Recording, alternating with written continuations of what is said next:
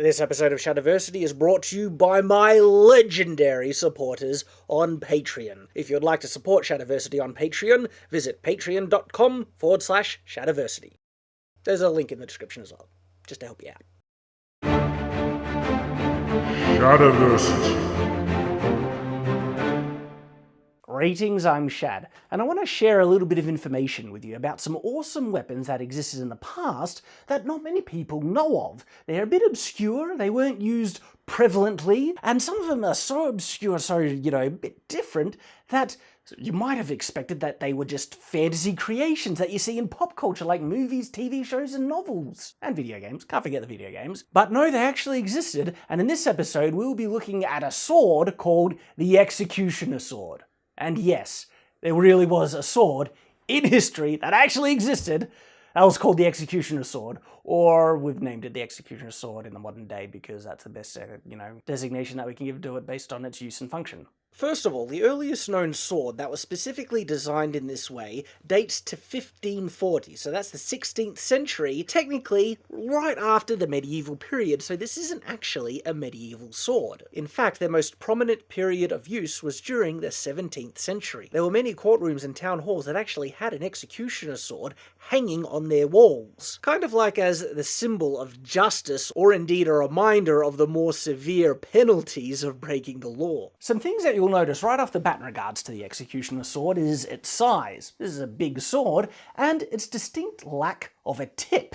This is interesting because this clearly indicates the sword was never meant for thrusting, and by virtue of its name, you might be able to, figure out what it was really meant for.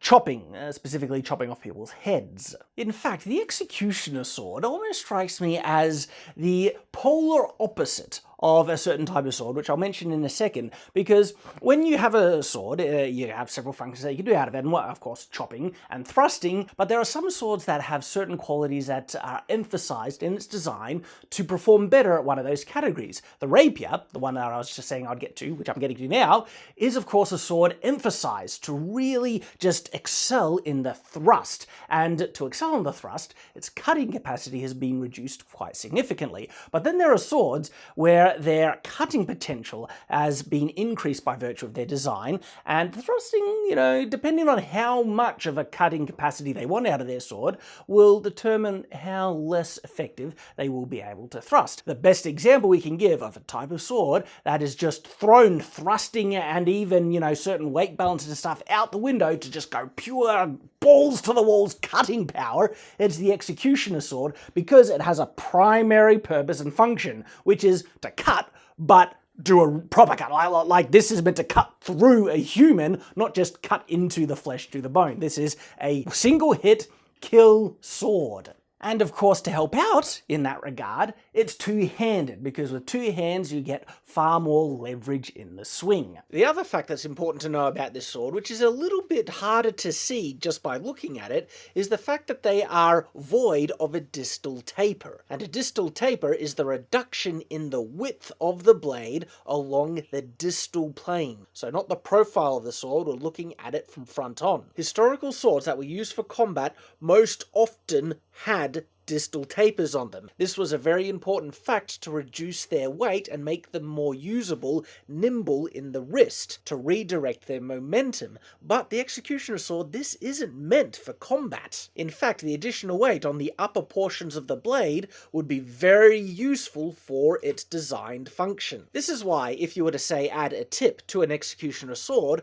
you wouldn't just make it a regular two-handed sword common in other parts of the medieval period. It would still be ridiculously top-heavy for this type of sword in this size category. The other common implement for executing people through decapitation in the medieval period was the axe. So then, why would you want to pick an executioner sword over an axe? Okay, why was there even a need to develop this kind of a sword? There's a couple of interesting points that can kind of come up as we consider this, and it's that swords are generally have always been considered far more prestigious than the axe, and so you might consider the people executed by this sword were of a higher station or rank. Unfortunately, we can't know that for sure. This is all, assumption based off of what we can try and piece together through historical record here and there. I mean, we know there were some very famous people who were decapitated through a sword specifically. Anne Boleyn, second wife to King Henry VIII, was executed via sword decapitation. In fact, an expert French swordsman was commissioned to do the job to ensure that it was done in a single stroke. Though the interesting thing about the options that King Henry considered for the execution of Anne Boleyn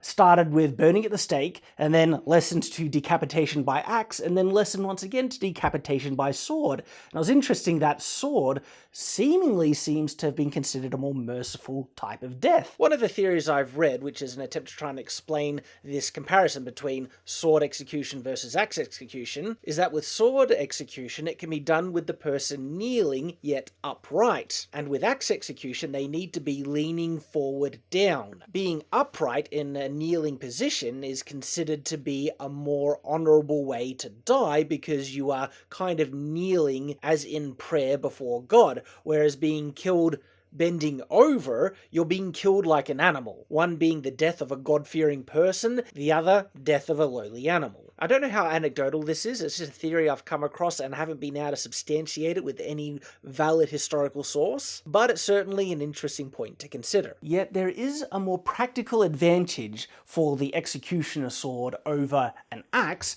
and that is in cutting ratio. This is an advantage that all swords have over the axe, just generally regarding the cut, if they have decent cutting capacity, and that's the entire length of the blade is capable of cutting, where in contrast the axe head, depending on its design, can actually be quite narrow, and if you ever use an axe, you can overshoot the target, and the blade misses it completely, and the haft just hits what you're aiming for, because the cutting ratio, the area where you're striking with, is actually much, much smaller.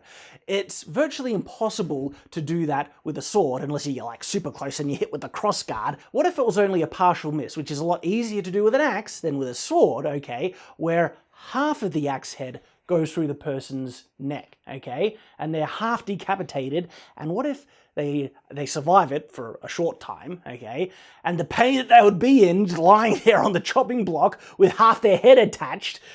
It's not good. No, with a sword it is much, much easier to hit your target on any length of the blade in comparison with the axe. And so the executioner sword is actually a bit of a safer decapitation weapon than the axe for the purpose of its namesake. Executions. It doesn't mean it's all sunshine and daisies, okay? One of the problems that swords have in cutting through thick targets, like someone's neck, bone, and all that stuff, is mass. Swords do not have nearly as much mass as an axe. So what do you expect that we see on the executioner sword? It's a bigger blade. This thing is broad, okay? It has mass, and this is to assist in its cutting capacity. But of course, mass isn't the only thing. You need it to be really, really sharp, okay? If this sword is partially dull, it'll run into a lot of trouble cutting through, and it can have a failed cut. And failed cuts, they happened in executions. So with all this understood about the executioner sword, what it was used for, and what are its certain advantages and disadvantages, can we now expand its uses into medieval fantasy? The interesting thing about this, though, is we kind of have executioner sword equivalents in fantasy settings because we love giving our heroes overly sized swords. There's the ridiculously overly sized swords, but then there's the kind of moderately oversized swords, which are just, still yay thick, like the swords from the Warcraft movie. Those are actually, in terms of thickness, they're about as wide, as broad, as the executioner style swords, but in terms of their depth, their thickness on the distal plane, ridiculously too heavy, but still it's a good example of the types of fantasy swords that are actually a bit closer to the executioner style sword that exists in real life. Say you had an adventurer and he wanted an executioner sword. Well, the executioner sword would be particularly useful against creatures that need to be decapitated or chopped up. Yeah.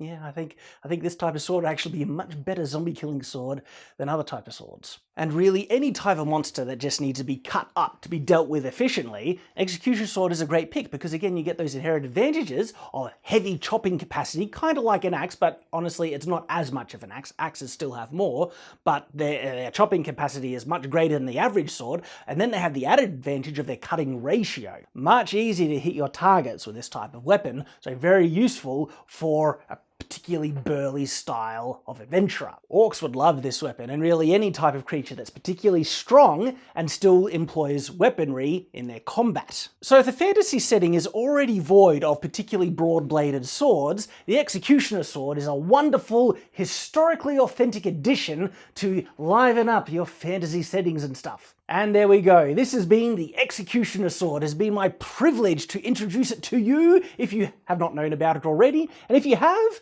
to just talk about it because it's an awesome sword and it really existed. Thank you very much for watching. I look forward to seeing you again, especially when I look at some other obscure yet awesome real historical weapons. If you know of some real weapons that not many people know of that exist in history, please feel free to share them in the comments below. And in this regard, I would love to learn about ones that are not necessarily restricted to the medieval period, because of course the medieval period is the area of study that I have the most information on. So if you know something that I don't about other cultures with really awesome, unique, obscure weapons, let me know, because I'll probably do some more research and make an episode, a video on those as well. I can't wait to read your comments down below, and until next time, farewell.